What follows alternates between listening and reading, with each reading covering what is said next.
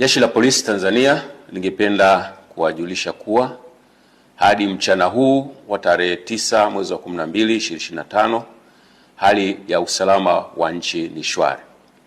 Vyombo vya ulinzi na usalama vinaendelea kuimarisha usalama nchini sambamba na kulinda maisha ya watu na mali zao. Aidha, Jeshi la Polisi lingependa kutoa wito kwa wananchi kuendelea kuzipuuza picha mjongeo na picha mnato zinazoendelea kusambazwa kwenye mitandao ya kijamii zikionyesha kwamba kuna maandamano yameanza maeneo mbalimbali. Taarifa hizo sio sahihi.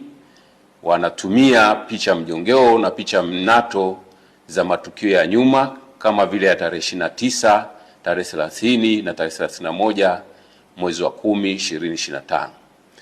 Sambamba na hilo, wenye nia ovu wanaendelea kutumia picha mjongeo za matukio ya nyuma. Kwa mfano, kuna tukio la Juni 2025 ambalo kabila la Wamasai walikuwa wanafanya sherehe zao za jando katika msitu wa Tanapa, lakini imesambazwa kwenye mitandao ya kijamii ikionyesha kwamba Wamasai wameanza kudai haki zao huko jijini Arusha.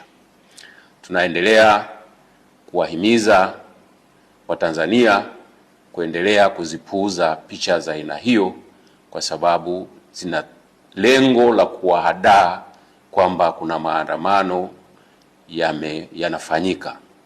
Ikumbukwe kwamba maandamano hayo ambayo yalikuwa yanapewa jina la maandamano ya amani yasiyo na kikomo yalipigwa marufuku toka tarehe 5 mwezi wa 12 2025 kwa sababu hayajakidhi matakwa ya kisheria ikiwepo sheria mama, yani Katiba ya Jamhuri ya Muungano wa Tanzania ya mwaka 1977 na sheria ya polisi na polisi wasaidizi sura 322.